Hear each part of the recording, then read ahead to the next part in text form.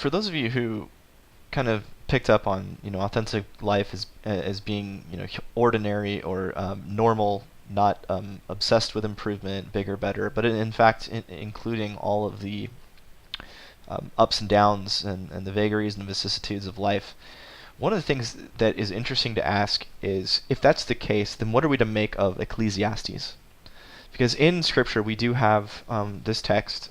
It's put in the mouth of possibly Solomon, but really maybe just the preacher. Whatever the case, the preacher is apparently a young, or now old, but possibly, an older Jewish ruler of some kind, a man of wealth and means, who's kind of giving advice to a younger, someone who's soon to be a member of the elite, right? The elite class in the Jewish world at whatever time.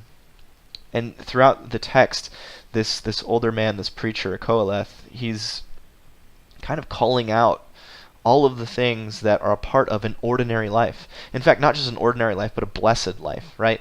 An ordinary life we might think of as somebody who's like really trying to do well, but probably not that successful. Going to have ups and downs, ins and outs. Not the person where everything works, right? But Koheleth, the preacher, is somebody for whom everything works.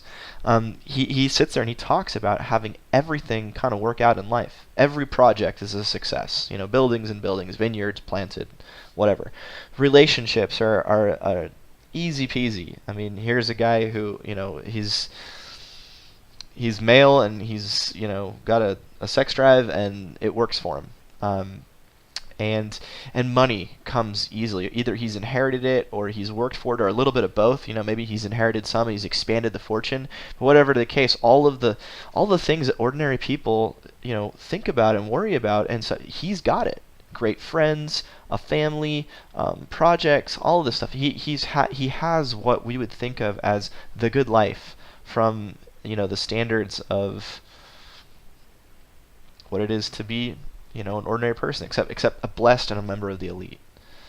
And one of the things that does then is it kind of forces us to confront the issue of the importance of, or the value of, sadness or depression as part of the authentic human experience. Because here's somebody who has it all, and it isn't enough. At the end of the day, this person has satisfied everything that can be satisfied in terms of the flesh. I would even argue, and probably in terms of the spirit, seems like he might be a little bit worldly, but certainly, I mean, David was pretty worldly in this way too, and it seems like David had a pretty strong spiritual life going on. So I don't think there's any reason to think that when he talks about fearing God being super important, that he's lying. I think he's probably being honest.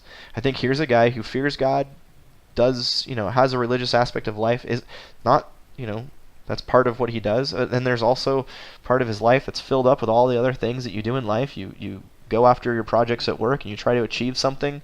You build buildings, you build vineyards, you get married, you have kids, you do all these things, and it seems like at the end of the day it still leads to a sense of emptiness and depression. So the question then is, might it be the case that authentic human life is that a sense of unfulfillment, a sense of loss, and even to some extent maybe even something like depression, clinical depression, is a part of the authentic human experience? That rather than thinking of the authentic human experience as being an escape from all of that, that instead that's actually something that's important.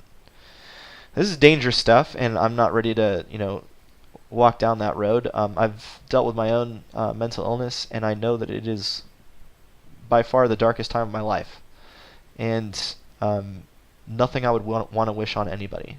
And yet, if I'm also being honest with myself, I know that it was fundamental, it was essential toward creating an empathy in me, in making me more in tune with serving the Lord rather than being served by the Lord.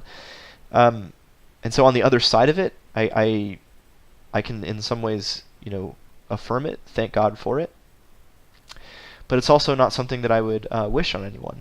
And there's a question then, as a Christian theologian, do we take that step of saying something that would be absolutely radically against the culture, and say that there's to affirm the depths of human suffering as a part of authentic human life. Um, Not something I'm ready to do, not something I'm ready to preach, but certainly something I think about, because I know that what the culture says, and even from what is it, happiness psychology or positive psychology, I think is the term. What was his name? Seligman, Walter Seligman, I think. Like late 80s, maybe early 90s, something like that, publishes a book that basically says the goal of psychology is first to take someone from depression to like normality, and then from normality to happiness. And like the whole thing is how to achieve human happiness and how we can use therapy and whatnot to get to happiness. Well, that assumes something very fundamental about what the good life is, and it certainly excludes anything like the depths of human depression, sadness, loss, grief. Those things are not in view. Those are not part of the authentic human experience from the perspective of much contemporary psychology. And I'm not sure what to say about that, because the pull of wanting to escape and not be tied up or oppressed by some of the depths of human experience, that's a real pull for me. I feel that. I'm sensitive to that. At the same time, from a spiritual lens, a spiritual perspective, I also have seen, at least in my own experience, the value of it. So, yeah, that's the question. Is Ecclesiastes as good as it gets?